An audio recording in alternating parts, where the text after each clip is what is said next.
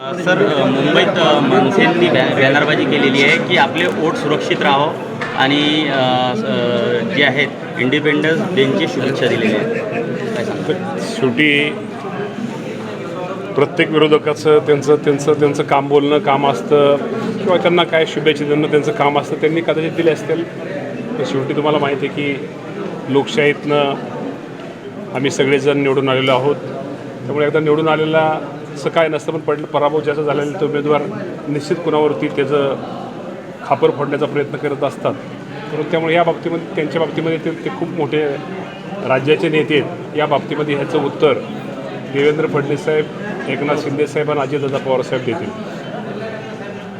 साहेब कृषी मंत्री म्हणून मागच्या काळात जरा गाजलो होतं, त्यानंतर आता तुम्ही पहिल्यांदा 15 ऑगस्टच्या चिन्हावर पाठवला आणि काय कमी वाटतात आणि काय दुरुस्त करायचं वाटतं मला इथून असं नाही, दुरुस्त करण्यापेक्षा निश्चित प्रकारे शेतकऱ्यांना तो जो शेतामध्ये जो पीक घेतो त्या पिकाला योग्य त्या पिकामधनं चांगलं त्याला उत्पादन कसं मिळेल आणि जो बाजारामध्ये त्याचा जो पीक असेल किंवा फळबाग असेल तो नेतो त्याला कसा चांगल्या प्रकारचा बाजारभाव मिळेल आणि माझा शेतकरी एक आनंद त्याच्या चेहऱ्यावरचा आनंद कसा दिसेल यासाठी माझा प्रयत्न राहणार आहे. आणि शेवटी मी शेतकरी पुत्र आहे. म्हणजे शेतकरी पुत्र असल्यामुळे शेतकऱ्यांचे प्रश्न, शेतकऱ्यांच्या अडचणी आणि त्या सोडवण्यासाठी काय केलं पाहिजे आणि शेतकऱ्यांच्या दृष्टीने कुठला निर्णय घेणं हिताचे ते भविष्यामध्ये ते निर्णय घेण्याचा प्रयत्न माझ्यासारखा कार्यकर्ता, मुख्यमंत्री, दोन्ही उपमुख्यमंत्री यांच्या मार्गदर्शनाला घेण्याचा प्रयत्न करेल.